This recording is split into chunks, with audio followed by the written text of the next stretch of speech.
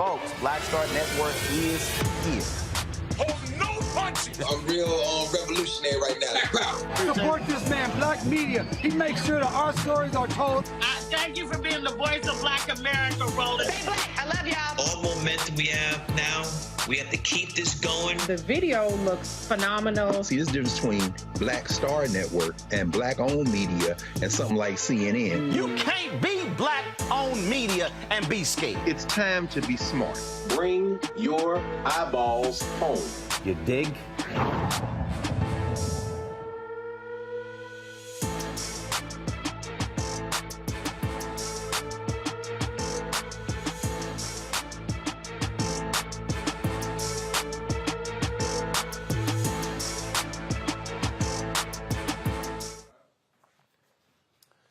Today is Friday, December 16, 2022. Coming up on Roland Martin Unfiltered, broadcasting live on the Black Star Network from Atlanta, where tomorrow the Celebration Bowl takes place. North Carolina Central versus Jackson State. We'll hear from Jackson State head coach Deion Sanders speaking about why he is leaving Jackson State for the University of Colorado. You don't want to miss what he had to say. Also on today's show, 5 Louisiana state troopers have been accused of beating Ronald Greene in 2019 to death.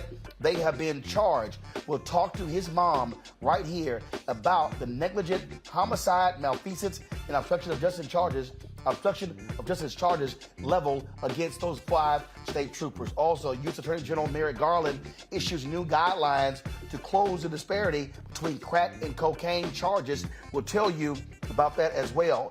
A Louisiana Parish is in a legal battle to keep a construction company from building an industrial plant in a Black residential neighborhood. The co-founder of the Descendants project will explain the significant court victory.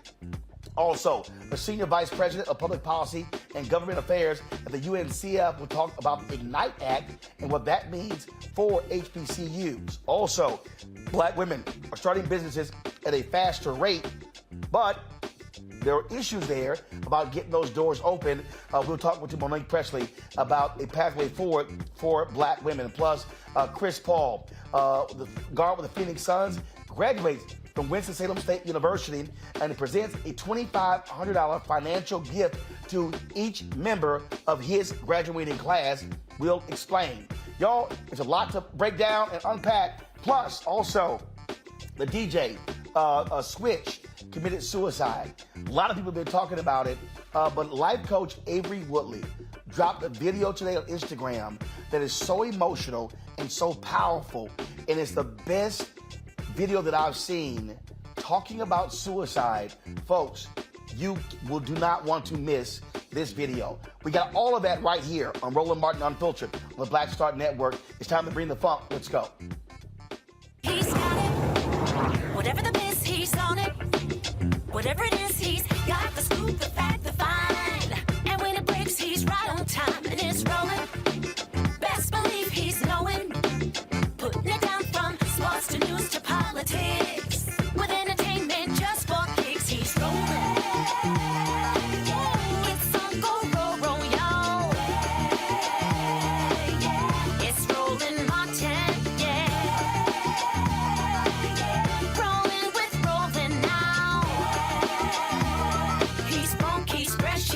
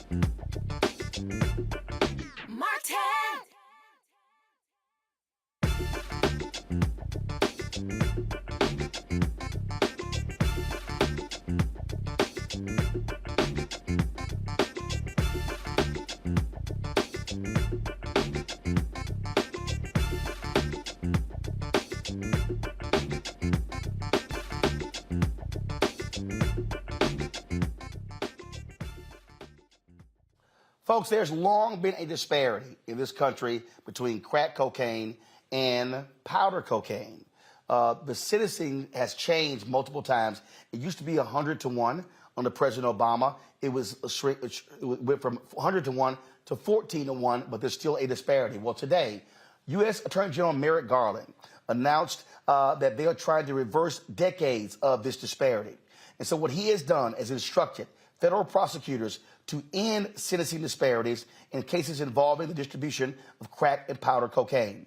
Again, since the 80s, the law has treated crack cocaine, which primarily impacts African Americans, differently than powder cocaine, which is primarily used by white Americans. So what's going to happen is this move is going to eliminate the current mandatory minimum federal sentence. Now, the national policy for possessing 28 grams of crack cocaine triggers a minimum prison sentence of 5 years compared to 500 grams of powder cocaine. Joining us right now is Regina LaBelle, the Addiction and Public Policy Initiative Director for an O'Neill Institute for National and Global Health Law at Georgetown University Law Center. Also, North Dakota Congressman Kelly Armstrong joins us as well. Glad to have both of you here.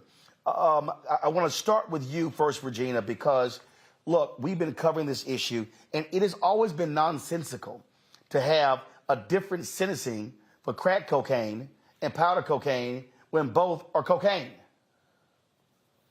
Yeah, I mean, we've been at this, as you said, since 1986. For 4 decades, we've had the sentencing disparity. And as you mentioned, you know, we went from 100 to 1 to 18 to 1, and now we have an opportunity. There's action in Congress that would make this permanent to get rid of the disparity, because what the Attorney General did today was excellent. And it sends a message to prosecutors about this. However, if you have another attorney general, that attorney general could revise it. It also doesn't make it retroactive. So the legislation that's currently pending in Congress, the Equal Act, would do that. It would eliminate the crack cocaine powder disparity, and it would also make it retroactive. I testified on this issue last year in Congress before the Senate Judiciary Committee when I was acting director of the White House Office of National Drug Control Policy. And I was joined by Arkansas Governor Asa Hutchinson.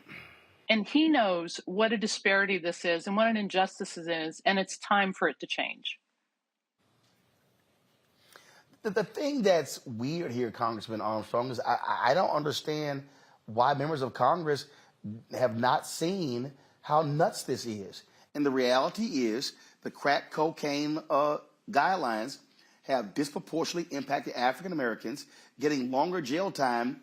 And it's crazy to say 28 grams of crack cocaine, 500 grams of powder cocaine. And then you talk about these long prison sentences. I mean, this has been detrimental to the black community in terms of tearing people away from their families. The U.S. House of Representatives passed it, I think, 361 to 66 over a year ago. That means the majority of Republicans supported a 1-to-1 disparity and doing retroactivity as well. So we've been negotiating. I've had great partners with Congressman Jeffries, Congressman Durbin, Senator Durbin, Senator Booker, and Senator Grassley. And I agree completely with the previous guest's statement. What Merrick Garland did is great, but it's not permanent. I actually wish he would have, if this memo was coming out, would have probably waited until after whatever gets attached to the omnibus bill gets attached, because we're working really hard to get the Equal Act onto our negotiated version of the Equal Act onto the year-end bill. So, Regina, if the House passed it, what's been the holdup in the Senate? Well, your guess is as good as mine. As I said, I testified last year on the issue, and there's been incredible bipartisan support in the House. I think the sticking point is, should it be 0 and should it be retroactive? I think there's no question that people acknowledge that the disparity needs to be reduced and that it's not science-based. But, the devil is in the details. Next week, we'll see what Congress comes out with in the omnibus bill. And but today, the Attorney General sent the right message to the prosecutors and also to people who were affected by this, as you said, families and people who have loved ones who've been disproportionately affected. That we're going to take this step. Yes, now Congress can take the next step and pass the Equal Act. Congressman, you talk about that there's still time for the Senate to make these changes. How much time are we talking about? Because you got the Christmas break coming up. So how much time do we have? 48 hours, I think. I think the omnibus bill will be written by the end of this weekend, and we'll come back and both parties will move. And if we can't get it attached here, we're going to have to start all over again next Congress, which would be really unfortunate, because even in spite of all of the different politics around crime and all of those different issues, there just about every organization from all across the ideological spectrum supports this because it's the right thing to do. And Regina, we also know that when Congress makes these changes, it has an impact on what states do. Right. I mean, actually, Governor Hutchinson was saying that in Arkansas, he actually got rid of the disparity. So a lot of the states have already gotten rid of this disparity, because the states have seen that not only doesn't it prevent drug use, it also costs them a lot of money to incarcerate people over time. So they're putting that money into what it should be used for, which is preventing youth substance use and keeping people who have a substance use disorder, getting them into treatment as opposed to putting them into jails or prisons where their conditions often deteriorate.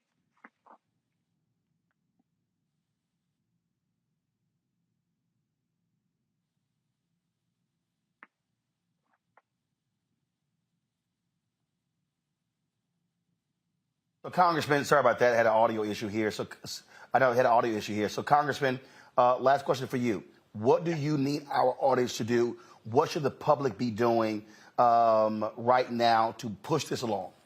Keep the support, keep the pressure on. Let's keep moving forward. Everybody knows where it's at. We've been negotiating. Like I said, there's been a group of senators, bipartisan on both sides. We just need to get it in there. We need to get a negotiation, and we need to make sure that we're moving forward. And I think it is really important because states that have sentencing guidelines often look to the federal court, the ones that haven't done it. So this is a really big deal, not just for federal sentences, but for people all across the country. And it's a really big deal for people who have these unbelievably long sentences from something that happened when they were 19 and have the opportunity to get out and get back to their families, see their kids, see their parents, and become members of society instead of sitting in 47-year prison sentence for a nonviolent crime they committed when they were 19 years old. Agree 100%. Regina, LaBelle, thanks a bunch. Congressman Armstrong, thanks a bunch. We appreciate your efforts on this issue. Thank you. Thank you. I want to bring my panel in. Kelly Bethea, communications strategist. Michael M. Hilltop, host the African History Network show. Joe Richardson, civil rights attorney. Joe, I want to start with you. Again, I mean, these laws have been so discriminatory, have had such a negative impact on African Americans. And it goes to show you the racism that has existed when you literally have cocaine. And it's crazy. You could have 30 times more of powder cocaine, and you're getting the same sentence as crack cocaine. 28 grams to 500. It's crazy. I mean, we are still dealing with the effects of the so-called war on drugs. It's too bad. It's unfortunate. And, in one of Bill Clinton's true weaknesses, which was called a strength, he was a great triangulator, which meant that he would go and steal things that Republicans would normally do, so he could look a little less democratic or a little less liberal. It was always popular to be hard on crime. And so therefore, when we was ending welfare as he knows it and as we know it, and then doing the crime bill, there were things that came from that war on drugs, which goes over some period of time, that we're still trying to undo. They would do it bad, in taken one step, but it seems like coming all the way back, you got to take 4 or 5 to get just as far. Meanwhile, back at the ranch, you've destroyed families generationally. And now here's Congress, where the House knows that it's the right thing to do, and it's got bipartisan support. But I suspect that, there's something to be said for trying to get past that 60-vote threshold. Here we go again, filibuster, et cetera, et cetera, et cetera. So it has been devastating. It's been devastating for a long time. I think the thing that is good, I don't know if they're going to get it done in 48 hours, but the thing that is good is that there does seem to be bipartisan support this time around, and perhaps maybe there's a backdoor opportunity for this to get done in a Congress that's not so Republican on the House side, where moderates that are Democrats and Republicans could actually work together on something that has a bipartisan basis of support. And the thing here, Kelly, when we talk about this disparity and the impact, let's just be honest. You have a much different Congress today than you had when Bill Clinton was there, or even when President Obama was there. And this is the thing where we talk about how voting matters. When you're able to have more progressive voices, the size of the Congressional Black Caucus today is different than it was 20, 25, 30 years ago. And so the work of activists has also been critical in changing the viewpoints of a lot of these Republicans who were opposed, and a lot of also these conservative Democrats.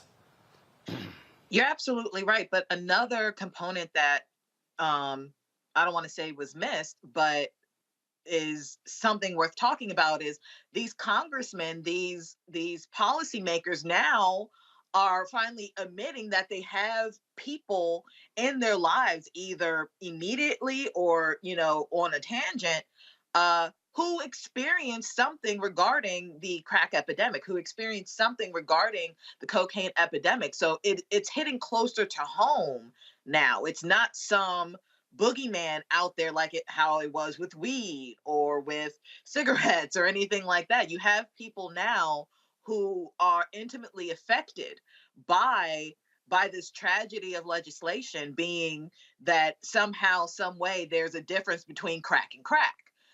Or cocaine and cocaine. So it's not so much that people are finally realizing it or whatever. It's the closer it hits home to you, the more likely something is going to change. And yes, it's selfish. Yes, it is self-centered, but that's just the way the cookie crumbles. Thankfully, it's crumbling a little bit faster now. Thankfully, Merrick Garland also realizes that this was just bad policy and wants to change it. But I'm grateful for the progression that has happened in recent decades regarding this line of legislation, because it really is ridiculous that the discrepancy was so large and so blatantly discriminatory against Black people. Michael. Yeah, Roland, Attorney Joe Richardson really hit on something that's really important. He said the war on drugs goes back decades before the 1994 crime bill, which is signed into law September 13th, 1994. Actually goes back to June 17th, 1971 under Richard Nixon. And we're going to see the U.S. prison population quadruple from about 1970 to 1993. It goes from about 300,000 to 1.3 million. And John Ehrlichman, who was Richard Nixon's domestic policy advisor.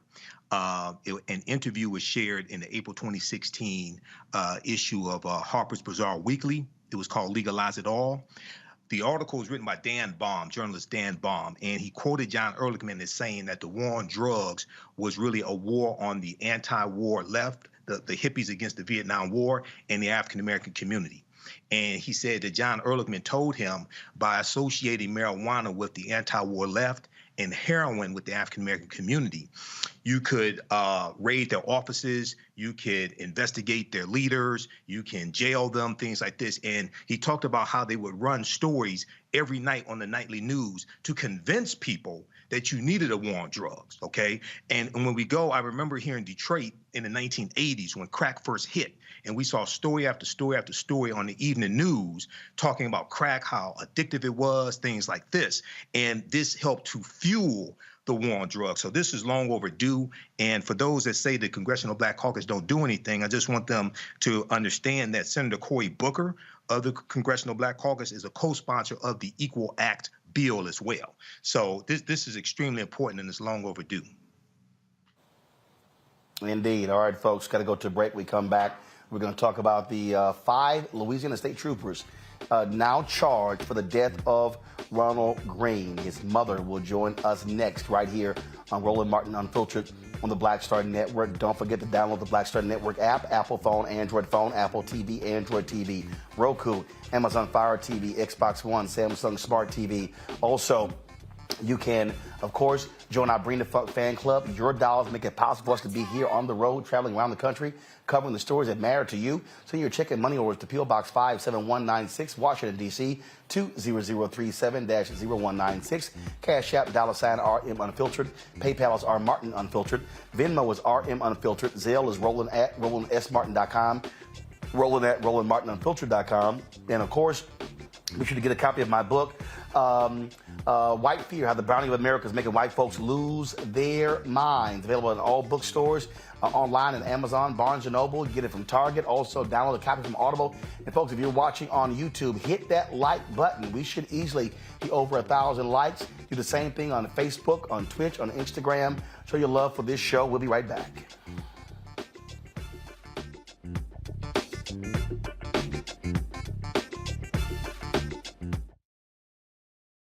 On the next Get Wealthy with me, Deborah Owens, America's Wealth Coach, inflation is on the rise. Interest rates are high. Can you still thrive during these uncertain times? On the next Get Wealthy, you're gonna meet a woman who's done just that, living proof of what you need to do to flourish during these uncertain times. These are times where you take advantage of what's going on. This is how people get rich or richer. That's right here on Get Wealthy, only on Black Star Network. On the next A Balanced Life with me, Dr. Jackie, 'tis the season, tree trimming, party going, and gift giving. And I don't know about you, but for me, sometimes it can be overwhelming, and sometimes it's just downright exhausting. Surviving the holiday season, we got tips for you for staying sane, solvent, striving, and thriving, and sometimes keeping a little money in your pocket. 2 things just out of the gate: set boundaries and set a budget. On a next A Balanced Life right here on Black Star Network with me, Dr. Jackie.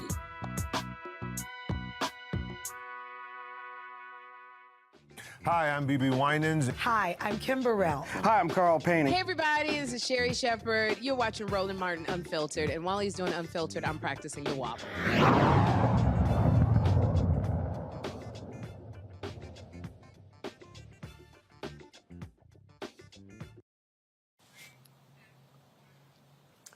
Folks, 3 years ago, Louisiana state troopers lied about how Ronald Greene died.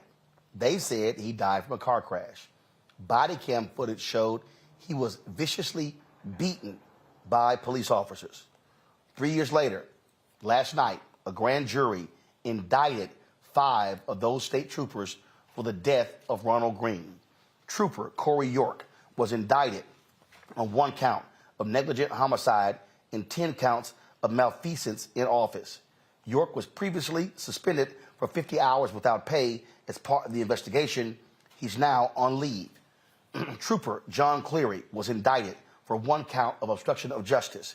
He's been placed on leave.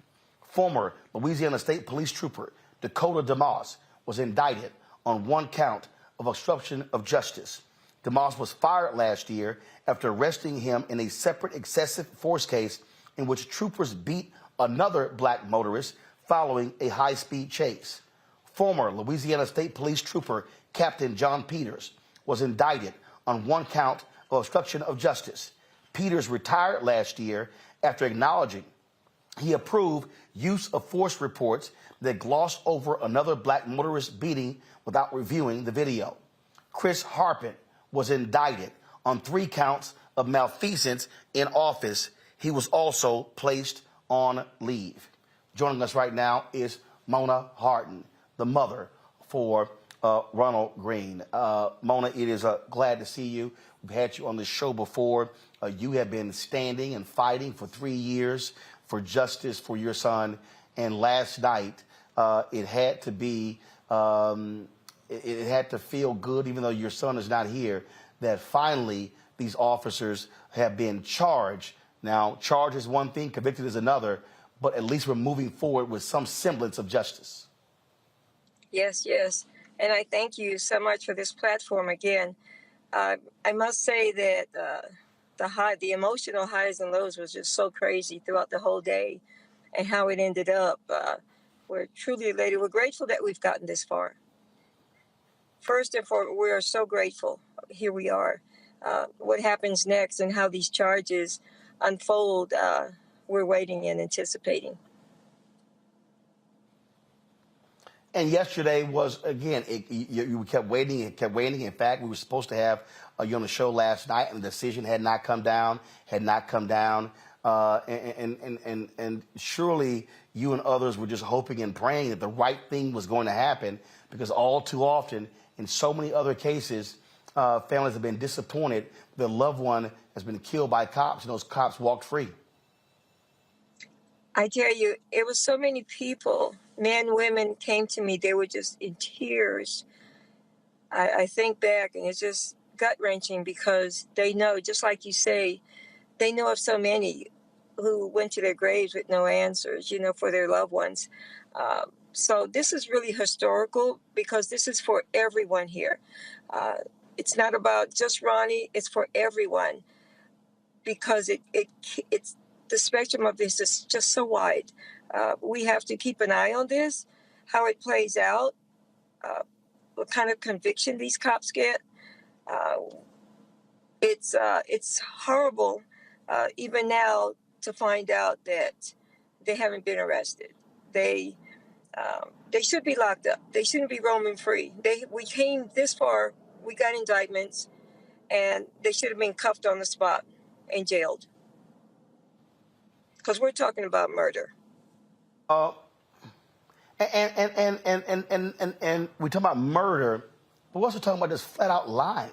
I mean, they came to you, others, and said, "Oh, he died in a car accident." What was it? His car struck. What did it say? It struck a tree. Yes, that's exactly what they told us. He struck a tree. I'm so sorry, and he died on impact.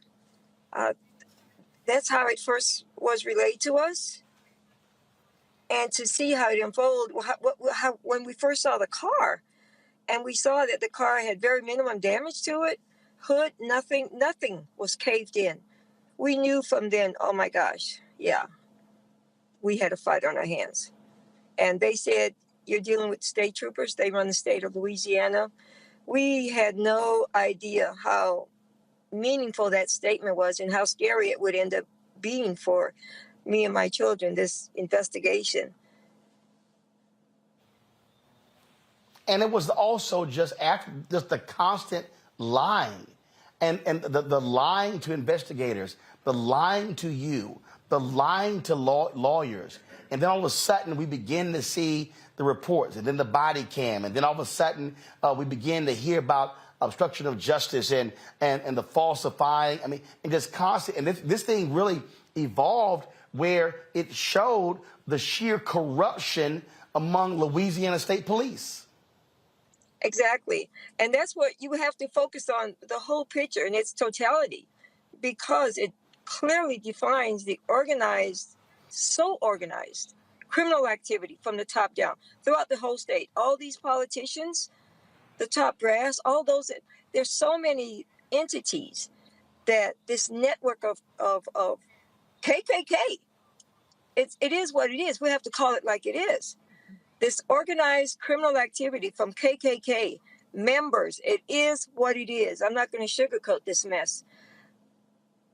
But the thing is, all the dots connect. I must tell you, all the dots connect.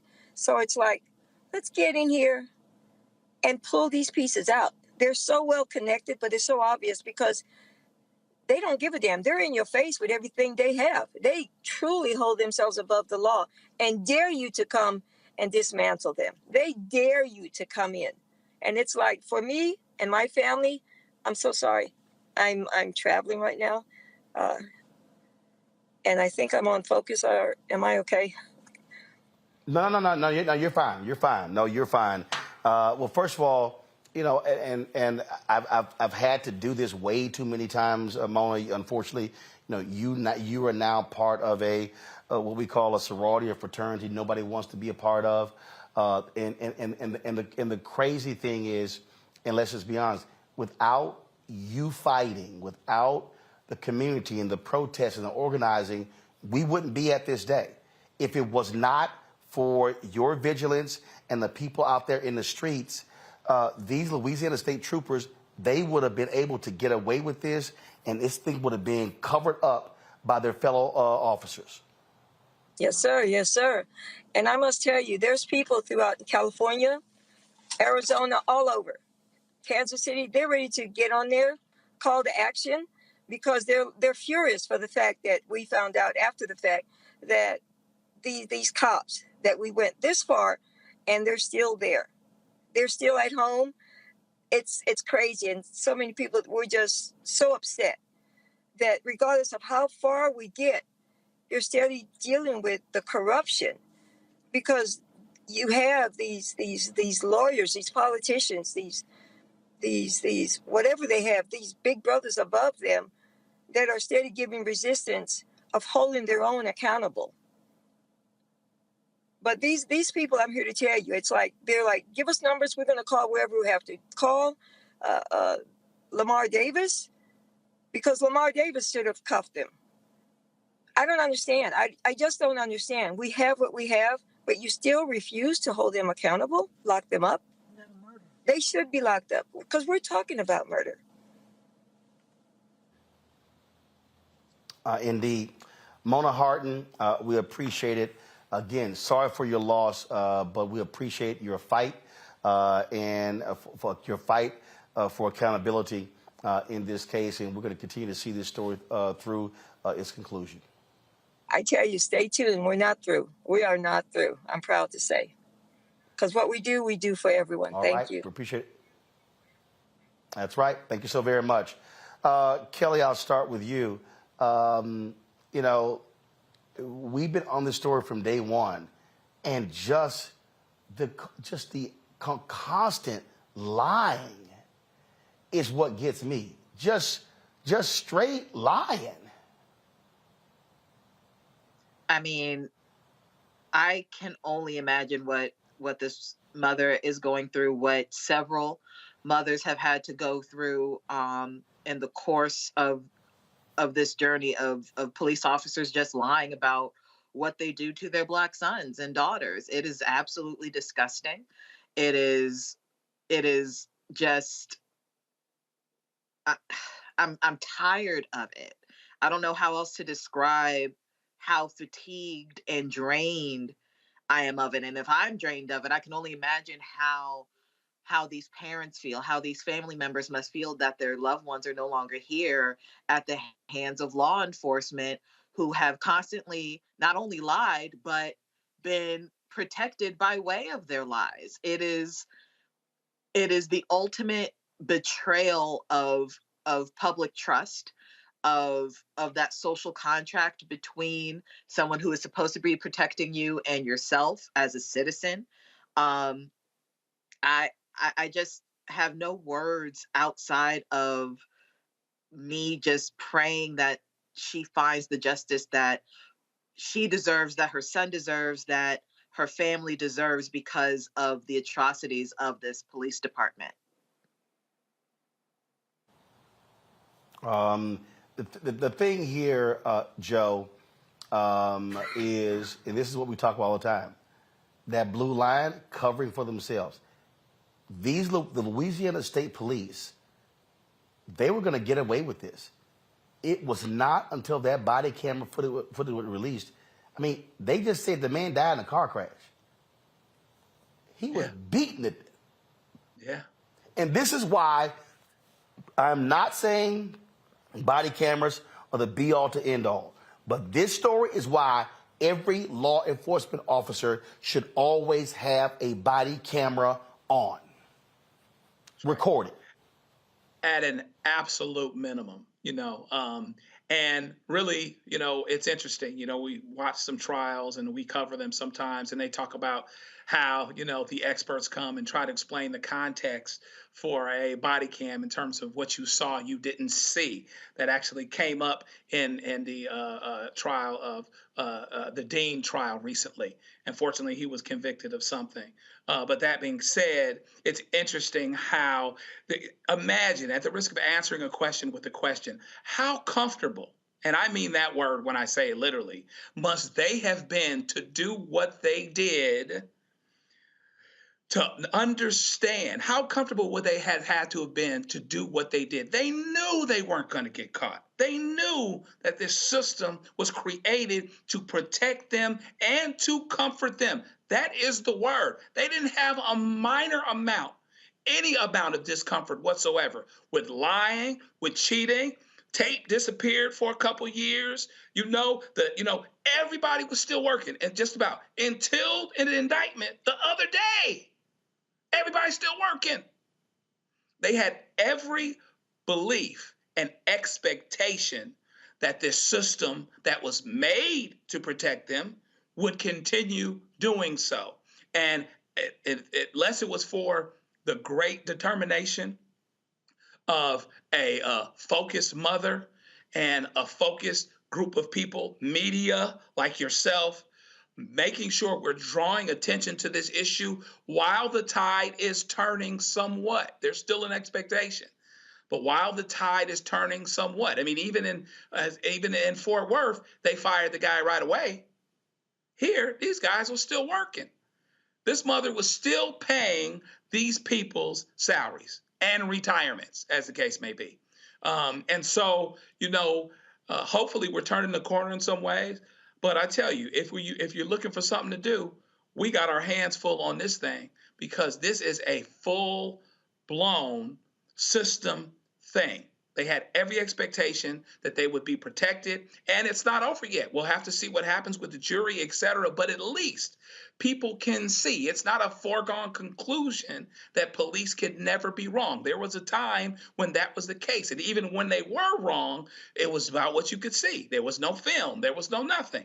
That's why the body cam was so important. That's the reason why they didn't want it uncovered. But here we are, and by faith, with faith and works, we'll continue to get where we need to get, so that these folks, the ones that are alive, 4 out of 5 ain't bad, or 5 out of 6, whatever it is, get convicted like they should. Michael, the point that Joe makes there is it. They knew we can get away with this. Yeah, and what's interesting here is the 46-minute body camera footage. It came from the body camera of Officer DeMoss, Dakota DeMoss, and he lied and said that he was fighting for his life against Ronald Greene. Okay, now Ronald Greene was tased 7 times with the stun gun. Okay, Master Trooper Chris Hollingsworth used his stun gun 7 times on Ronald Greene, and then also he was beaten in the head with a flashlight as well. All right. Now, unfortunately, Chris Hollingsworth died. Okay, that's the officer that died. I wish he was alive to face the full weight of the justice system on him. But if it had not been for this 46-minute body camera video, we would not be here with these charges. So hopefully every last one of these officers face the stiffest penalties. Hopefully they're convicted, face the stiffest sentences. And, this is why body cameras matter. This is why prosecutors matter, okay? And this is why elections matter as well. Indeed. Folks, hold tight 1 second. Go into a break. We come back. We'll stay in Louisiana, and we'll talk about a community group that's been fighting an environmental project for a very long time. They recently got a court victory. We'll explain exactly what that is. Also, folks, Avery Woodley, life coach, we've seen her on our fitness segments. She put together a powerful and emotional 7-minute video talking about of the suicide of prominent DJ and dancer Twitch. It is one that you do not want to miss, where she gives her personal testimony about what she endured when she almost decided to commit suicide. We'll have that for you right here on Roland Martin Unfiltered on the Black Star Network. Back in a moment.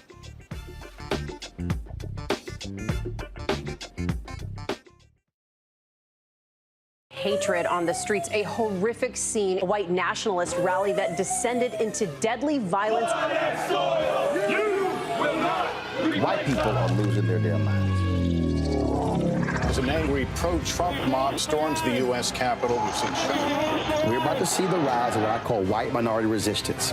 We have seen white folks in this country who simply cannot tolerate black folks voting. I think what we're seeing is the inevitable result of violent denial. This is part of American history. Every time that people of color have made progress, whether real or symbolic, there has been what Carol Anderson at Emory University calls white rage as a backlash. This is the rise of the Proud Boys and the Boogaloo Boys. America, there's going to be more of this. Here's all the Proud Boys, guys. This country is getting increasingly racist in its behaviors and its attitudes because of the fear of white people. The fear that they're taking our jobs, they're taking our resources, they're taking our women. This is white fear.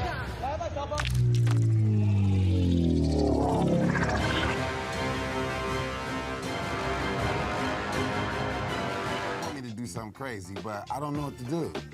I'd rather just sit here. Hi, this is Cheryl Lee Ralph, and you are watching Roland Martin, Unfiltered. I mean, could it be any other way? Really? It's Roland Martin.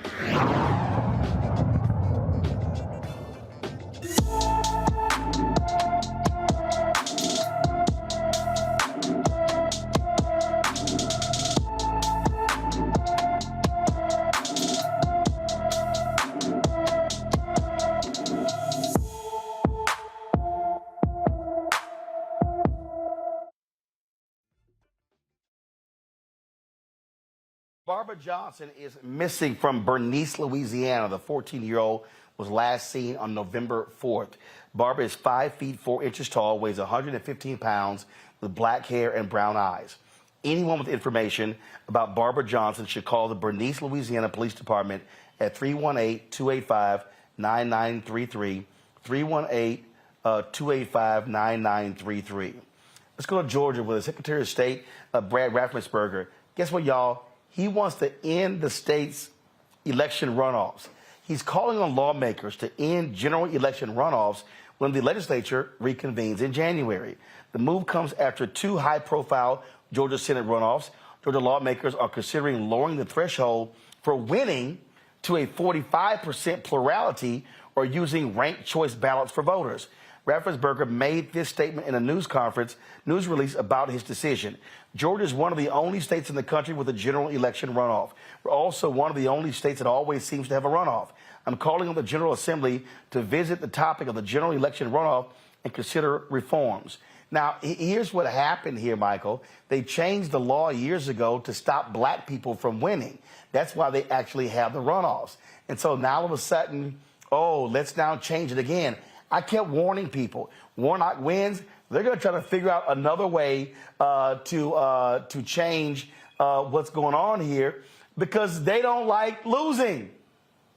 Right. Well, it was State Representative Denmark Groover in 1963. He was a white supremacist segregationist, and he's the one that pushed the statewide runoff election law, and it was specifically designed to lock African Americans out of statewide power, so that if in the primary election, if African Americans put all of their votes behind one African American candidate and white people split their votes between a Democrat and Republican or what have you, if they could get a do-over. If no candidate got more than 50% of the vote, the top 2 vote getters had to go head-to-head in a runoff election, and that was designed so white people could coalesce their votes around one white candidate, regardless of political affiliation, and defeat the African-American candidate. Keep in mind, Georgia is the state with the largest Confederate monument in the country. So when Raphael Warnock won in January 2021 in that runoff election and beat Kelly Loeffler the second time, he pissed off a lot of white people, especially Republicans, because he defied the odds, okay? Stacey Abrams, Nsé Ufah, Black Voters Matter. So then he comes back around and he beats their black candidate, who's white supremacy through ventriloquism, Herschel Walker, okay? So now they're trying to figure out how to skin a cat again, okay? And how to undermine the African-American vote. So this is why we can't fall for the okie doke. We have to defeat them every step of the way. You know, it's so funny here, Joe, that he's now saying, let's get rid of the runoffs. And I'm sorry, you want to lower to 45%? Wow.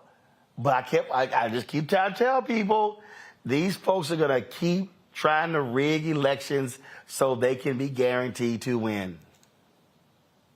Obviously, somebody got in a room and said, now listen, how do we win? And, you know, he probably got some opposition from the folks he was talking to when they were there behind closed doors. He said, wait, now, hear me out. This is what we do. We get rid of the runoff, but we pull it down to 45%. So if we can have enough bottleneck at the beginning where not everybody that can vote gets out to vote, then we can win on that general election ballot. So clearly, some way or other, they believe that's going to benefit them. Of course, to say that now you just need 45% is interesting, but I think that the same thing that can make you laugh or end up making you cry.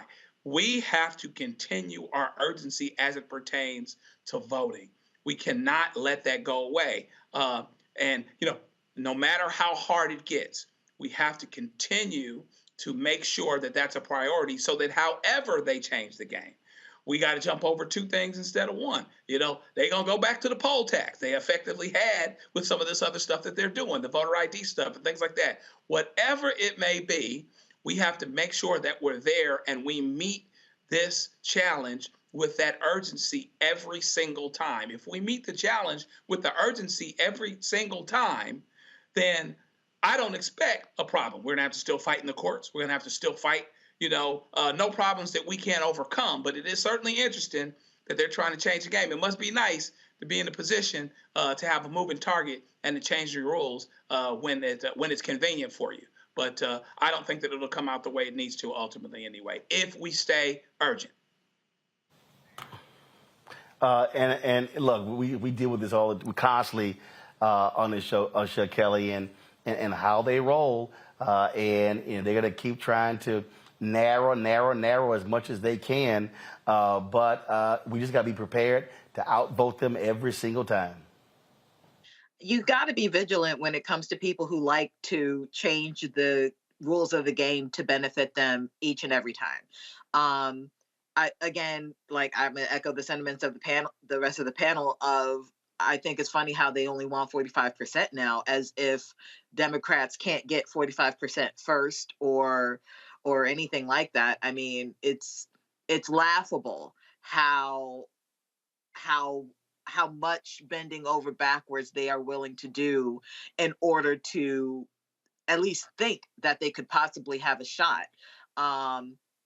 It is amusing to me, but it's also scary because if you don't remain vigilant, if you think that this is over just because Warnock is in office now, you got another thing coming. Like, there's still other elections coming up. There's always going to be another election coming up. There's always going to be democracy on the ballot. So as long as democracy is on the ballot, we need to get to the polls and make sure that the games that they play aren't going to be detrimental to us. Indeed. Folks, today, Adam Kinzinger, who is leaving Congress, the Illinois Republican, blasted his party, calling it bankrupt and morally corrupt, but he also slammed them for their racism in his final speech as a member of Congress on the House floor. Watch. Following the tragic Oklahoma City bombing, former President George H.W. Bush publicly refuted those who used fear to gain support. In stark contrast, our leaders today belittle and in some cases justify attacks on the U.S. Capitol as, quote, legitimate political discourse. The once great party of Lincoln, Roosevelt, and Reagan has turned its back on the ideals of liberty and self-governance. Instead, it has embraced lies and deceit. The Republican Party used to believe in a big tent, which welcomed the tired, the poor, the huddled masses yearning to breathe free. Now, we shelter the ignorant, the racist, who only stoke anger and hatred to those who are different than us. Our constituents voted us in based on our beliefs, but we cannot use our faith as a sword and a shield while ignoring the fact that we are all children of God, that we are all Americans. Oh, that's great, but you know they're going to keep doing exactly what they are doing because that's who they are. Folks, state of California, they are closer to deciding the issue about reparations. The 9-member California Reparations Task Force continued this week, holding its second public hearing on recommendations for state-level reparations. On Wednesday, the task force hosted the second public hearing in Oakland, where black residents made their thoughts known. My name is Max Fennell. My great-grandfather was a sharecropper, and then thankfully my grandfather went to Tuskegee. At Tuskegee, it was George Washington Carver that convinced my grandfather to move north and start his own church. So that's a little bit of my history, but really what I came up here to say is I'm a businessman and all I care about is the numbers. I care about cutting the check. One of the things that you said is we don't necessarily have a name. Some of us do kind of refer to us as foundational Black Americans. If you're hanging out on the Twitter Spaces, you might know that. But one of the things I wanted to touch on that you said, I think you said it was an $872 billion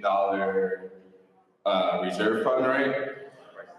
Price tag, which if everyone, each Black American, I think it's 2,282,144 Black Americans in California, if everyone was a foundational Black American, then equally everyone would be paid $300,082.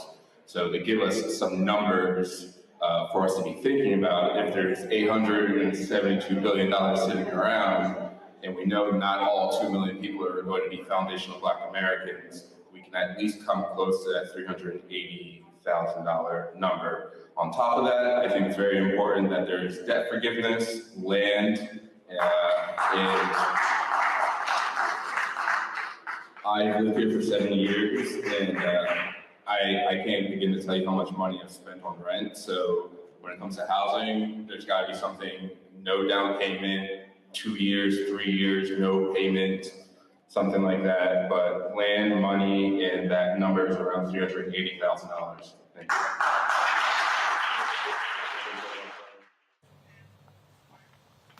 Task Force Chairperson Camila Moore has not set a dollar amount or the form of reparations. The task force is set to have the final report issued in June of 2023. Folks, when we come back from this break, life coach Avery Woodley releases a video on the social media today with regards to the suicide of the DJ and dancer Twitch, which has shocked so many people. The outpourings of grief since the news of the death of the 40-year-old happened just a couple of days ago. Her personal testimony is also one that is so powerful that we wanted to share that with you. And we'll do so next right here on Roland Martin Unfiltered on the Black Star Network. Later in the show, we'll hear from Deion Sanders at speaking at today's news conference for the Celebration Bowl taking place tomorrow here in Atlanta, where he talks about his decision to leave Jackson State. We'll have that for you as well. So lots more to cover on the show. Don't forget, folks, if you're watching on Instagram, if you're watching on YouTube, hit the like button. Facebook and all of the platforms do the exact same thing. Like and share button, folks. Same on LinkedIn as well.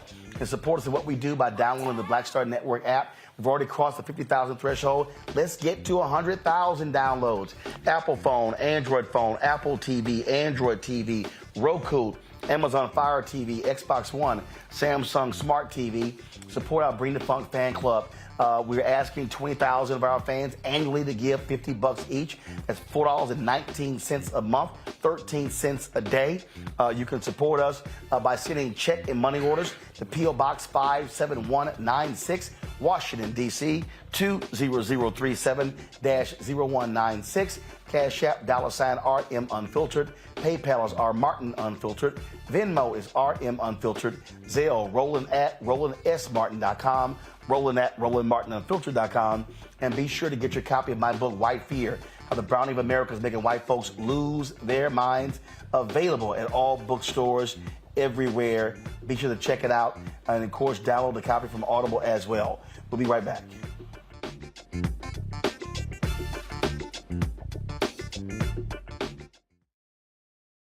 I am on screen, and I am representing what a black man is to the entire world that's gonna see this. And this might be the only black man, a representation of a black man that they see. Right. So I am responsible, right, for how they see black men. And it's my responsibility to, if I am not playing an upstanding, honorable, someone with a strong principle or moral core, to make sure that this character is so specific, right, that it is him, not black men. And I wish that more actors would realize how important their position is as an actor of color, playing people of color on screen. Because there are people that see us all over the world in these different images that we portray. And not everyone knows black people to know, yes, that's not all.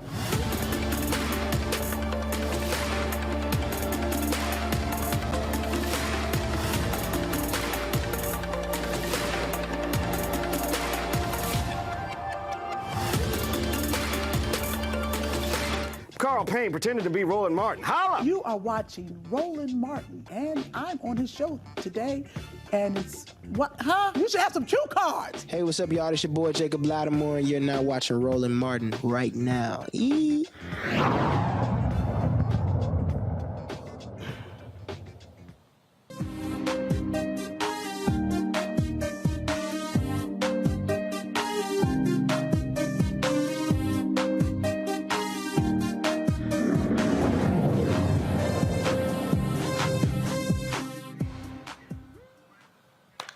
There's a bill moving through Congress the UNCF and others have really been focused on. It's called the Ignite HBCU Excellence Act. It stands for the Institutional Grants for New Infrastructure, Technology, and Education for HBCUs Excellence Act. It establishes a grant program to support long-term improvements of historically black colleges and universities. Joining us right now is Rodriguez Murray, the Senior Vice President of Public Policy and Government Affairs for the UNCF. Rodriguez, glad to have you back on the show. So if this act is passed, what will it do for HBCUs? Sure. And Mr. Barton, thanks for having me back on again. What this would do would be building new buildings on HBCU campuses. Alumni, those who appreciate the campuses, they've all said that they wish the facilities were better. And the only way to do that is to make sure that there's an influx of money that's focused on infrastructure, focused on the physical facilities, as well as making sure that the broadband is right for our students and making sure that there's a campus that's fit for the students of tomorrow on each one of our historically black campuses. It's important that there's a federal investment made for this reason. And the reason for that is because if that doesn't happen, then we won't have it. There's been a systemic wave that has kept investment out of our institutions and away from our students. And we have to make sure that the federal government is first in line to help alleviate this inequity. And we know that it's going to be paid for because our institutions, even though they only enroll 10% of all black students in the country, and they're only 3% of all of the higher education institutions, the vast majority of the black middle class and the vast majority of the successful black professionals come from our institutions. Over 40% of the members of Congress, HBCU grads. Well over 50% of all black doctors, HBCU grads. Over 50% of all black public school teachers, HBCU grads. Over 60% of all black dentists, HBCU grads. The list goes on and on and on. Almost all the black judges, most of the black lawyers, all HBCU grads. And so the investment in our campuses will be paid for many times over by the product that we put out. And there must be something magical happening on those campuses, because even with 10% of all black students enrolled, we tend to have such better outcomes than institutions with many more resources than us. And so this particular act, first of all, how much in resources are we talking about? If we get it passed this year, and by the way, in your opening, you said it's moving through Congress. As a matter of fact, it's actually stalemated, and our outcome is unclear if we're actually going to achieve the passage of the act and have it signed into law this year. But if we can get it, because of other appropriations that are moving through this year and could culminate next week, it looks like upwards of $225 million in 1 year for building on our campuses. But we actually have to pass the bill and get the authorization. And that's why UNCF has started a campaign and taken to social media. You know, we talk all the time about grass tops and then grassroots. We're trying to get to the grassroots and get the real people who have gone to these institutions, that know these institutions well. And we're trying to get them to write letters to Congress. And so we've set up our own website, uncf.org/HBCU Ignite. If you go there and fill out the form and press send, in less than 15 seconds, you can send 2 letters to the Senate, one to each one of your 2 senators, send a letter to your House of Representatives member, and then also send a letter to the president and to the vice president, a fellow HBCU grad, and let them all know that you want this bill passed and you want it passed this year. You know, Congress is going to look really different in less than 30 days, Roland. And if we don't act now, who knows when we're going to have this opportunity again. Questions for my panel real quick. Kelly, you first. Sure. So are there regions in particular that you feel like need this help the most as far as HBCU construction, or are we talking about just blanket across the board money to HBCUs for construction purposes? Kelly, that's a great question. We're talking about the latter. So we've surveyed HBCUs, and over 90% of them say that they have deferred maintenance to the point where they need this kind of federal investment. And so with over 90% of the more than 100 HBCUs saying they need this investment, we're talking about investments for the HBCUs all across the country, talking from Pennsylvania all the way down to Florida, and from Georgia all the way over through to Texas and Oklahoma. All the institutions need this kind of help. Joe? Appreciate your work, sir. If you had your wish list, I think that what is being proposed here is just a drop in the bucket, relatively speaking, when you look at the endowments of, historically white institutions, et cetera. But if you had your wish list, what would be the next thing along the road? So, Joe, I think that's a good question also. We've worked really hard over the last 5 years to try to change the landscape for HBCUs. So we started out, if you remember, Bennett College and their issues of funding and with their accreditor. We started out deferring the loans that many HBCUs had to the federal government. We started out deferring Bennett along with 6 of his colleagues. We added 6 more. So we had 13 institutions whose loans were frozen in time for a period. And then in December 2020, we were able to alleviate those same loans, not just for 13 institutions, but completely wipe them off the books of 45 HBCUs that were owing the federal government money to the tune of over $1.7 billion. In addition to that, we've been able to secure permanent funding for the STEM programs at HBCUs. That was the Future Act. It passed in December, almost the same time in 2019. And then over the course of the pandemic, we were able to secure some $7.5 billion with a B for HBCUs with a line item specific for those institutions. You put all that together, and we've been tackling issue by issue to try to improve these institutions, along with the philanthropic support that UNCF solicits from the public. But this is the next frontier.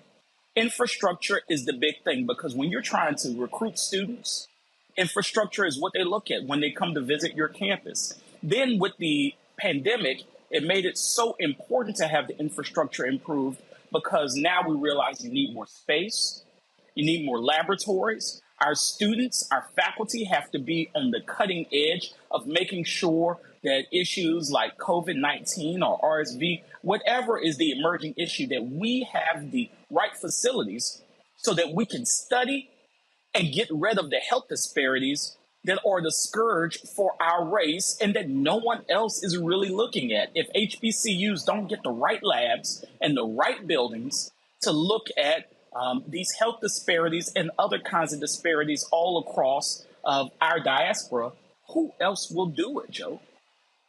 Right. Amen. Indeed. All right. So what do you want our artists to do?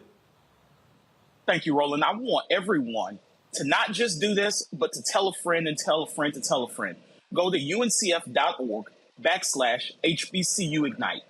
In less than 15 seconds, you can fill out that form and press send, and you've impacted Capitol Hill, and you improve the chances of Congress taking up this bill this coming week, next week. That's the end game. They're going to pass their appropriations bills, and they're going to pass everything that they have on their docket, and they're going home. And if they don't pass HBCU Ignite by Christmas Eve, then that means we have to start all over again from the beginning next Congress. And that means all 219 of our House co-sponsors, over half the House, is on board with this bill. We'll have to start all over from co-sponsor number one and try to build our way back. But HBCUs, our students, we just can't wait that long. We need everyone going to uncf.org/HBCU Ignite, and then let everyone else know that they should do the same. If you care about the schools, care about the students, help us make them better. uncf.org/HBCU Ignite. All right, Rodriguez, we certainly appreciate it, man. Thanks a lot. Thank you so much, Roland, and best of luck to you in the new year. I appreciate it likewise. All right, folks, today at Winston-Salem State University, one of their graduates actually gave a gift to the fellow graduates. Chris Paul, 11-time NBA All-Star, of course, point guard, graduated today from Winston-Salem State University and presented his fellow classmates a $2,500 financial gift. Watch.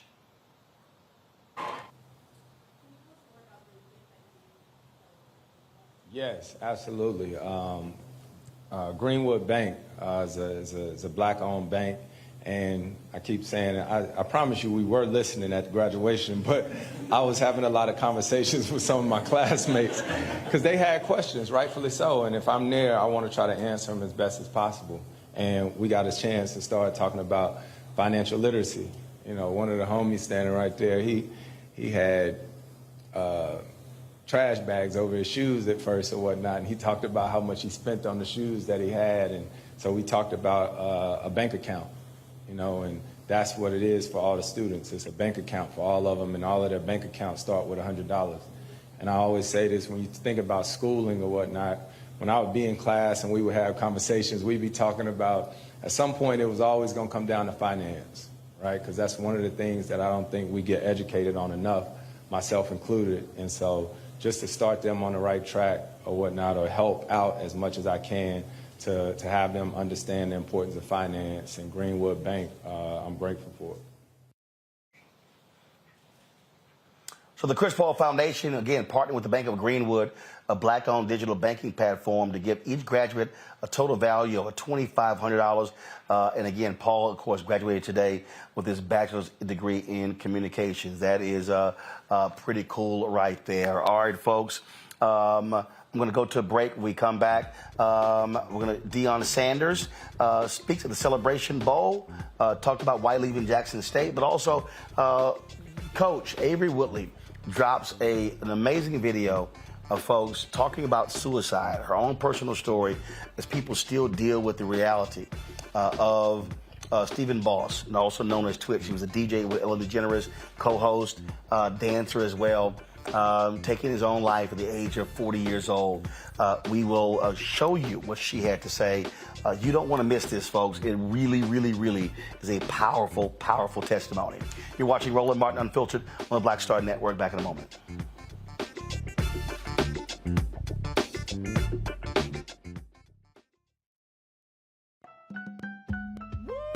We're all impacted by the culture, whether we know it or not. From politics to music and entertainment, it's a huge part of our lives, and we're going to talk about it every day right here on The Culture with me, Faraji Muhammad, only on the Black Star Network.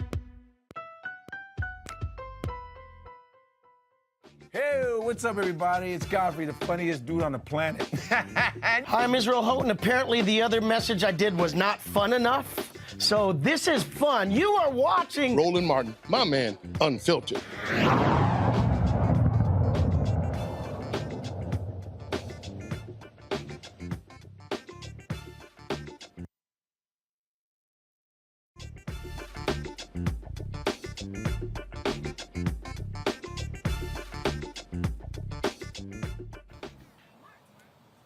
All right, folks, welcome back to Roland Martin Unfiltered. So many people have been just shocked and stunned at the death of Stephen Boss. 40 years old, went by, of course, Twitch. He was a DJ, he was a dancer. People, so many knew from the Ellen DeGeneres show. Took his own life a couple days ago, folks. Just a few days after him and his wife celebrated their 9th anniversary. And I've seen a lot of people out there talking about his passing. People have been shocked and stunned by it. But Avery Woodley, you've seen her on our show several times, posted a video on Instagram today, and I shared it on all of my platforms, Instagram, Twitter, and Facebook, and LinkedIn as well, TikTok, where she said people need to have more empathy and understanding of those who go down this path and sometimes don't come out on the other end. And she shared her personal testimony, and here it is. I know there are a lot of people who do not understand suicide. And when we hear about someone passing away due to suicide, you will hear and see comments that say, well, they had this and that going on. What was so bad that they had to take their own life? What about their spouse? How could they? What about their children? What about the people that love them? How could they do that? They are so selfish. Or we also look at their success and things that they actually have, what their house looks like, what their cars look like, maybe even what they look like physically. And we'll say they had everything. Well, do wealthy people not pass by suicide, or successful people not pass by suicide, or what you view as an attractive person pass away by suicide? But it just goes to show how detached we are. And in a world where we are so connected, we are so disconnected. We are less human than we have ever been.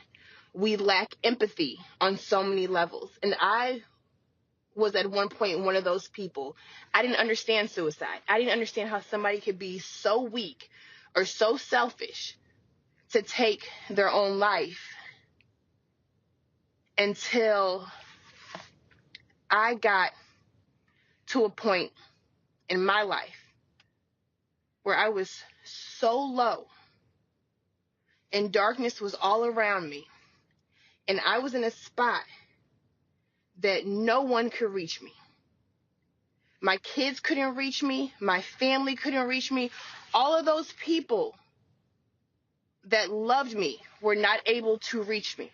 And at one point, I felt like the only way to escape the darkness and the only way to stop the pain was for me to somehow leave here. My daughter was 2 years old, and I thought about leaving here on her 2nd birthday because the pain was consuming me. That's how low and how dark it got. And I had to dig so deep. And I was so tired of fighting, and I was so tired of being strong, and I was so tired of putting up this front around people as if everything was fine, everything was okay. I was what I would have considered, and what I refer to when I talk to people, the walking dead. I was a zombie. certain people knew something wasn't right. One of the reasons why I have a fear of cameras, like before I make a video, I have to like psych myself up, is because for so long, when I was in a world where cameras were around at times, I never wanted to be on camera because I knew somebody would find me out. I knew that there would be a moment where the cameraman would take his lens and capture a look on my face or capture a look in my eyes, and somebody out there would see it and know how broken I was. And they would know that I was putting up a front. And at that moment, I didn't want anybody to know. I was so used to hiding it. And when you do that, it consumes you. It consumes you. And we have to understand that not everybody makes it out of that dark place. Not everybody is going to win that fight. And unless you've been in that spot, and unless you have literally, you're not fighting for your life, unless you have literally had to fight for your fucking soul, it is so hard to understand. That is one of the hardest things. It is the hardest thing I have ever had to do. I don't wish that spot on anyone. It has given me a level of compassion and empathy that I never knew was possible, because before that I was so hard. I was so rigid. And so now when I see stories about someone who passes due to suicide and someone who was tired and who was exhausted and who wanted to ease the pain, my heart goes out to them. I've been there. I get it. And I don't wish that experience on anyone, but I mean, if you don't soften your hearts, if you don't open up, you will learn. You will learn and you will understand, because it will touch you or it will touch someone close to you. So this is just a reminder, especially now during the holidays, that we just need to all be more human. That was, again, I texted Avery and told her how proud of her I was for her to actually post that. She recorded as an audio recording and put all that together and to tell that story. A lot of people have been unwilling to share their stories. Tyler Perry talked about him dealing with depression and pain and trauma and trying to take his life twice, not succeeding. Michael, Terrell Terry, a 2020 first-round pick of the Dallas Mavericks, announced on Instagram yesterday that he was retiring because of overwhelming anxiety. Mm-hmm. And in the wake of Twitch's suicide, a lot of people have just been saying, but I mean, I don't understand. I mean, we're watching these videos and you're showing the family and the fun. And again, it was about 7 or 8 days ago, him and his wife celebrated their 9th wedding anniversary. It was almost a month ago, November 24th, around Thanksgiving, where they posted I think he posted a photo saying how he was just happy and thankful for life and family and love. And this happens. And what Avery laid out, I think, is so important. We've got to stop thinking that because somebody has money and fame and a big house and a great family and all of that, or if they don't, that everything is just wonderful and perfect. It simply isn't. Yeah, that's true, Roland. This is definitely a tragedy, and more details are coming out. I'm looking at an article right now from Yahoo Entertainment where his grandfather is talking about how the family's completely devastated, and new details are emerging. Mental health is something that's extremely important. It has to be really addressed, and it doesn't matter whether you are poor, whether you are wealthy, whether you are a celebrity, things of this nature. You never know what's going on. Recently, David Mann, who's married to Tamala Mann, you know, Mr. and Mrs. Brown. You mentioned Tyler Perry. They're in Tyler Perry movies and the TV show. He was on the Tamron Hall show, and he talked about being diagnosed with depression. And he was so focused on making sure everybody in his family was okay because he was the fixer in the family. That was his responsibility, make sure you're okay, you're okay, you're okay. That he didn't focus on his own mental health, and he felt like he was drowning. And he said people would not realize he was drowning unless he was no longer there, meaning he died. Okay, so this is extremely important, and you know, I applaud people like Taraji P. Henson who are using their platform as a celebrity to shed more light on this. But we need more funding from the federal government to address mental health as well. You know, Kelly, I had a friend who works for a company. Actually, it's labor union, and was really going through some tough time. And I said, pick the phone up, call your HR department, and get help. You're paying for it. And that's part of the deal. Part of the deal is being able to share and talk to someone, and having someone to encourage you to get the help that you need, because for a lot of people, they just don't have somebody who they can call. And a lot of times, again, we're so good at masking things. In many ways, we just don't know what they're dealing with, even if married to them. And I get that. So this hit home for me because I also deal with depression and anxiety. I've been clinically diagnosed for years now. I've been on medication for years now. I have attempted suicide at least twice that I can remember. A lot of times I've blacked out. And most recently, my suicidal ideations came back within the last couple months because my brother was murdered October 2nd. So I get it. I absolutely get it. And for those who I've seen on social media talking about like how happy he was, this, that, and the third, you know, even his Thanksgiving post, a good day does not necessarily override a dark mind. You know, you having a spark of light every once a month or once an hour when 24 hours is still in a day.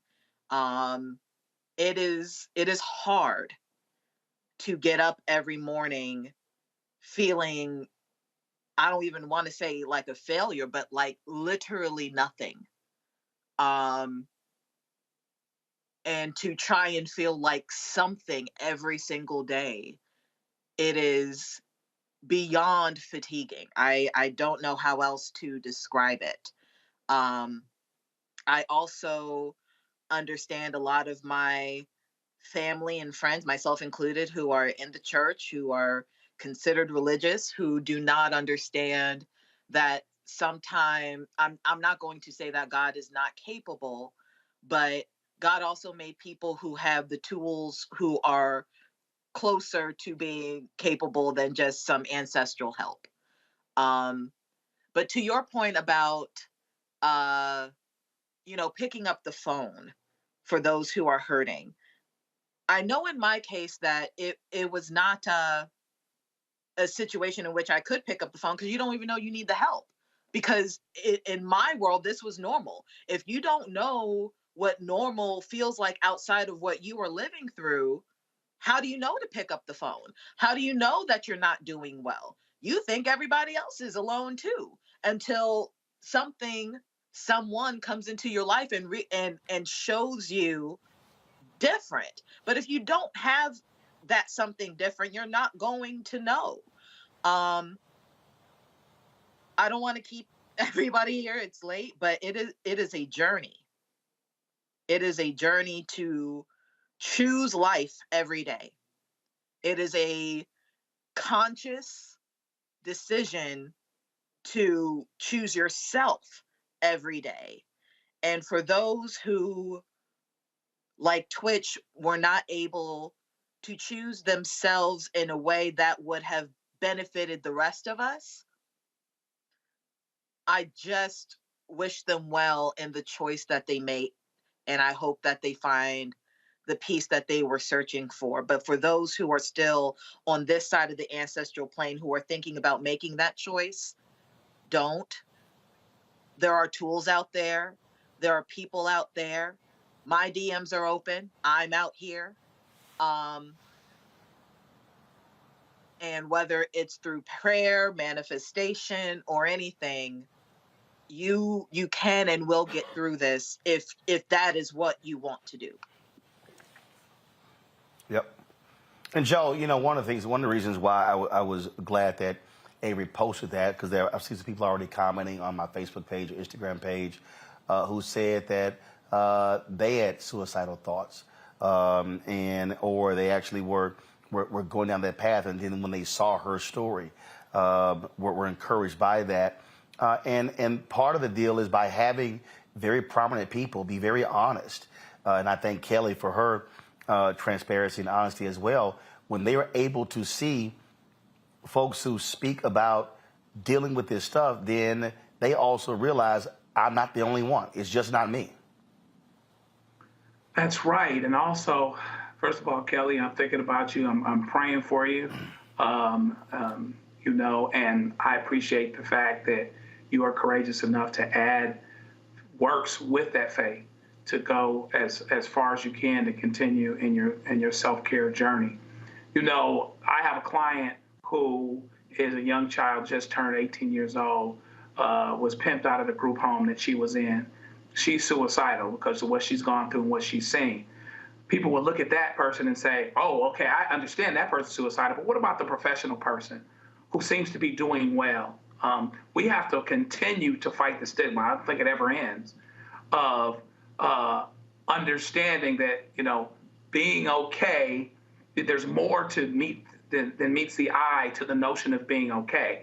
You know, we looked at Twitch's post on Thanksgiving with his wife, and we figured, oh my God, where did this come from?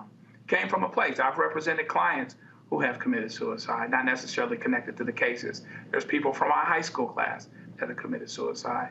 It's all over us. It happens to educated people. It happens to people that are uneducated, people that it's not supposed to happen to. And so what we have to do is do the best we can to be as intentional as possible. So when somebody like Kelly says something, somebody like the video that you showed, when someone says something, you know, you can't really take people where you haven't been. But one thing you can do is you can realize that there is somewhere else to go, that there is another experience out there where someone could have everything and feel like nothing and feel hopeless. It exists.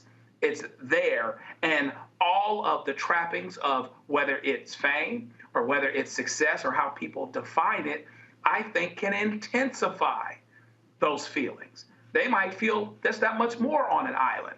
I'm the one that's not making it, that's supposed to make it here, or I think I'm making it because this is how it was always defined to me.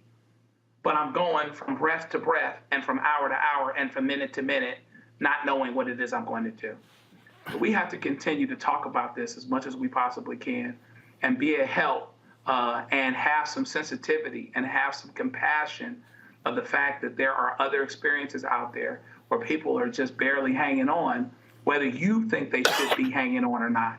We got to continue that discussion. Indeed. So, folks, there are services out there.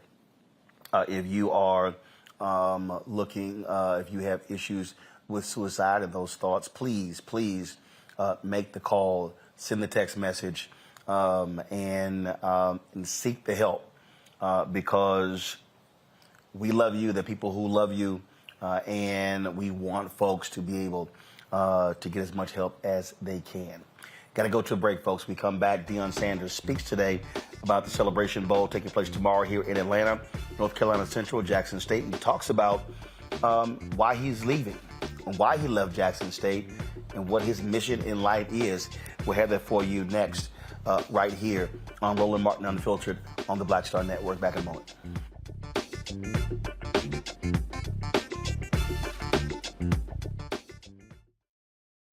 talk about blackness and what happens in black culture, we're about covering these things that matter to us, speaking to our issues and concerns. This is a genuine people-powered movement. There's a lot of stuff that we're not getting. You get it, and you spread the word. We wish to plead our own cause.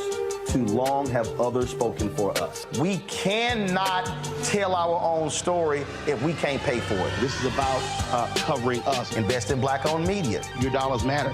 We don't have to keep asking them to cover our stuff. So please support us in what we do, folks. We want to hit 2,000 people, $50 this month, raise $100,000. We're behind 100,000, so we want to hit that. Y'all money makes this possible. Checks and money orders go to P.O. Box 57196, Washington, D.C. 20037-0196. The Cash App is $RM Unfiltered. PayPal is R Martin Unfiltered. Venmo is RM Unfiltered. Zelle is RolandS.Martin.com. On the next Get Wealthy with me, Deborah Owens, America's Wealth Coach, inflation is on the rise. Interest rates are high. Can you still thrive during these uncertain times? On the next Get Wealthy, you're gonna meet a woman who's done just that, living proof of what you need to do to flourish during these uncertain times. These are times where you take advantage of what's going on. This is how people get rich or richer. That's right here on Get Wealthy, only on Black Star Network. Hi, I'm Israel Houghton with Israel and New Breed. What's up, what's up? I'm Dr. Ricky Dillard, the choir master. Hey, yo, Peace World, what's going on? It's the Love King of R&B, Raheem Devon, and you're watching Roland Martin, Unfiltered.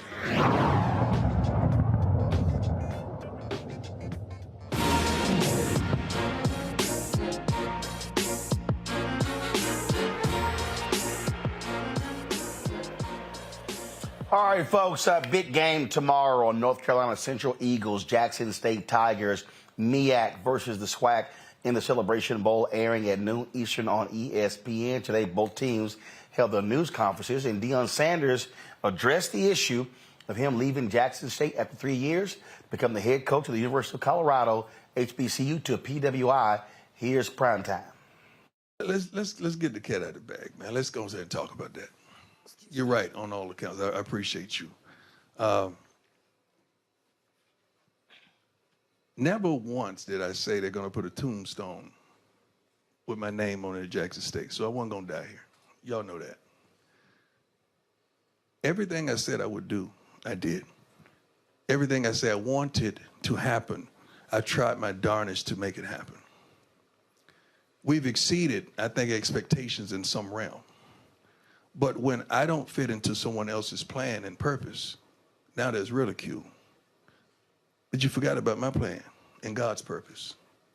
That's where the dysfunction comes. I reached a point where I said to myself, we're going to go out there and recruit another great class, and we were, and TC will, and we're going to win again.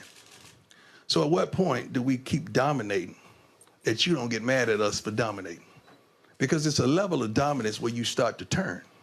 And I felt that. We start to get tension from our own people because you're dominant and you start saying, well, that's Prime. He can recruit that. We ain't got that. We don't have this. We heard that last night. You're 4 and 5 stars. Yeah, because we recruit those and they sign. But it comes a time that that's not what it's all about for me. I'm a winner. I've always won. I'm going to win. Y'all know that if you've done your homework. But it's bigger than that. It's about increasing enrollment. It's about the safety of students. It's about going to the next level, not just in football. I would love to go to another conference. Is the rest of the school ready? Is the baseball team ready? Is the basketball teams ready? Or just the football team? See, you make it just about football, and it's not just about football to me. It's about our trainers and kids that the fire alarms may go off and not being turned off at 3:15 in the morning. It's about people that may not have the proper safety on a campus that they should. I'm not just talking about Jackson State, I'm talking about everywhere. So the things that I want to accomplish, I can't do it by just being the darn football coach and winning games. I can't do it. And I reached a point where I had a real conversation. with the Lord. Now, it's funny how you believe the Lord when he said to come here, but you don't believe me when I tell you the Lord may tell me to do otherwise. It's like my God is talking to you about me. I don't think he works like that. But it's so much more that I can't do because that's not my occupation. I'm a football coach and a darn good one. And name one thing in football that we haven't accomplished that I said we would. But it's bigger than that. And until we address these underlying issues that nobody wants to talk about, ain't nothing gonna change. Football, yes. But what else is gonna change? And I'm a change agent. That's what it's all about to me. Because I'm not just attached to the football players, the equipment persons, the trainers, the academic persons, everybody on campus. When we leave, you're gonna find out what all we did. Because they don't really talk about the positivity until we go.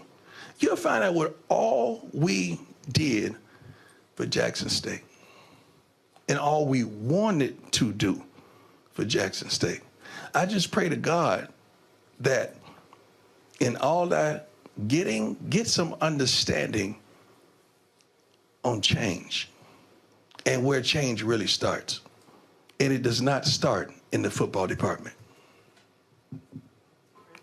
I thought it was good. That was a moment, wasn't it? Yeah, Coach Sanders. Thank you, Sam, for clapping me up. All right, folks, we're going to be live streaming tomorrow morning from the Fan Zone, 10:30 a.m., partnering with Coca-Cola. Look forward to that. We'll be attending the Celebration Bowl, and then we'll have the post-Celebration Bowl coverage on Monday, powered by General Motors. So look forward to that on Roland Martin Unfiltered. So cannot wait for that to happen. All right, folks, black women, they start businesses at a faster rate than anybody else, but many of them are running into significant challenges when it comes to growing their businesses. But Monique Presley wants to change this. She's offering Launch with Monique Presley. The setup, 3-day coaching seminar for entrepreneurs and future entrepreneurs who want to set up their businesses for sustained success. Monique joins us right now. A lot of people out there, they say they want to be the boss, but don't know really what that requires. Absolutely. And Roland, thank you so much for having me on your show.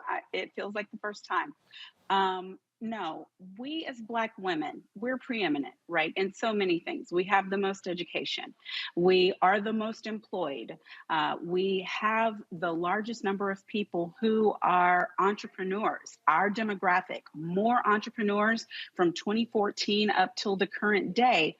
But we also have the largest number who are not sustaining our businesses for 5 years, which is the magic number that determines whether you're going to be successful as a business owner or as an entrepreneur or not.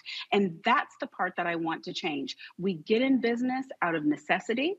You know, emergency, right, begets invention. So we get in business because we're the ones who figure it out when nobody else can.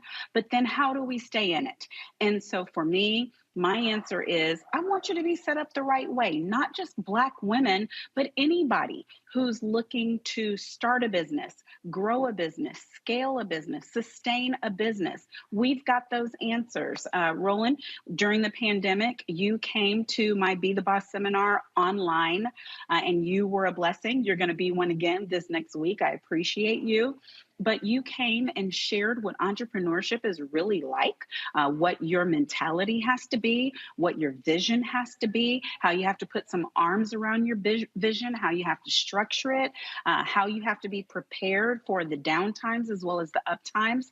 And we're offering that again. If you don't know what EIC stands for, we've got you. If you already have a business you've been in business for 4 years, but it's not growing and you're barely meeting budget, we've got you. If you have gone out of business and want to get back in, we've got you too. First of all, so when is it taking place and what time? So it's online, and it's this Tuesday, Wednesday, and Thursday, December 20th, 21st, 22nd at 8 p.m. Eastern. If people want to register, they can go to launchwithmoniquepresley.eventbrite.com. That's launchwithmoniquepresley.eventbrite.com. And if you're watching me now then there is a promo code for you. What's the promo code? RMU. You get 20% off your registration. There's general admission registration, and then there's VIP administration for all 3 nights, which gives you an opportunity to get question and answers, not just from me, but from my guests. Listen, they say there's going to be a recession, Roland. I don't know if I believe them or not, but what I know is this. Even if there is a recession, the recession does not have to hit our doors. We can be prepared. We can have multiple streams of revenue. We can have successful businesses. We can have backup plans. And I don't want you to just have the kind where you are operating a business out of your kitchen, but you don't have no certificates, you don't have no insurance, you don't have no risk management, you don't have no plan, you don't have no savings, all of that. Sis, bruh, you just doing your best. We want to help you. We've got people like Roland Martin, Deborah Owens, the wealth coach, has agreed to come on. We have others like my stylist who are going to give us tidbits so that you can not just be in business, but stay in business. And that means that you're going to listen when we say you don't just need an EIC and a website. You need every web domain that you even can conceive of about your business. You need insurance. You need certificates. You need risk management plans so you don't have to call me to manage your crisis. What if somebody comes in your business and they slip and they fall? Are you ready? We want you to be ready. So that's what we have for you. And I've got people, frankly, Roland, whether it's you, whether it's Deborah, whether it's me, we command $850+ an hour. And I am offering 3 days at $150. That's before the promo code. So I'm hoping people take advantage of this because the people, me and the people who are coming, we're passionate about ensuring that whether you can get out of that depression or not, you've got insurance to cover it. Whether you know what your next plan is or not, you can pay food for your family. You can cover the roof over their heads. There are some basic things that there are principles for that some of us have had access to explanations for. And I want everybody who my voice can reach to have those same answers, that same information. All right, folks, taking place next week. So please and use the promo code as well. Monique, I really appreciate it. Thank you so very much. I appreciate you. The promo code is RMU. All right, folks, use the promo code RMU. It ain't hard, okay? That's real simple. Michael, Joe, as well as, first of all, Kelly, sorry about that. This cough is, I know that. The cough is driving me crazy. Appreciate all of y'all being on the panel today. Thank you so very much for joining us. Folks, I'll be back in studio on Monday. Looking forward to seeing you on Monday. Thank you so very much, folks. We've been crazy busy here. So y'all might be wondering, like, oh my goodness, why did we come on late the last 2 days? Well, we also, while we're here, first we started the week with Operation Global Hope Forum, Sunday through Tuesday. Then, of course, we had the Coca-Cola event, the Celebration Bowl on Wednesday. We also been shooting episodes of Rolling with Roland Season 2. So we had Lou Gossett yesterday, T.I. yesterday. That's why we started late today. I talked to Omar Dorsey. And then, of course, tomorrow morning, back with Celebration Bowl coverage. And so we pack a whole lot of stuff when we're here on the road, giving you the best content, frankly, that you're not seeing anywhere else. And so that's the kind of work that we do here because we know you deserve it. So please support us in what we do. Download the Black Star Network app, Apple phone, Android phone, Apple TV, Android TV, Roku, Amazon Fire TV, Xbox One, Samsung Smart TV. Also, please join our Brina Funk fan club. Your dollars make it possible for us to do what we do. And of course, you can send a check and money order, P.O. Box 57196, Washington, D.C. 20037-0196. Cash App, $RM Unfiltered. PayPal's R Martin Unfiltered. Venmo is RM Unfiltered. Zelle, Roland at Roland S. Martin. Roland at RolandSMartin.com. Roland at RolandMartinUnfiltered.com. And of course, you can also get my book, White Fear. And YouTube, what y'all doing? 854 likes? Seriously? Okay, near 2,000 people. Y'all, we should easily have 1,000 likes. Okay? I got 40 seconds left. Hit the damn like button, y'all, so we can cross 1,000. This ain't that hard. Be sure to get a copy of my book, White Fear, How the Browning of America is Making White Folks Lose Their Minds. Available on all platforms, Target, as well as Barnes & Noble, and download it from Audible as well. All right, folks, we always end the show with our donors. We thank all of them for supporting us. We thank them so very much. Folks, I'll see y'all again on Monday. Remember, tomorrow, Celebration Bowl, 10:30 a.m. I'll see you tomorrow with our live stream. Holla!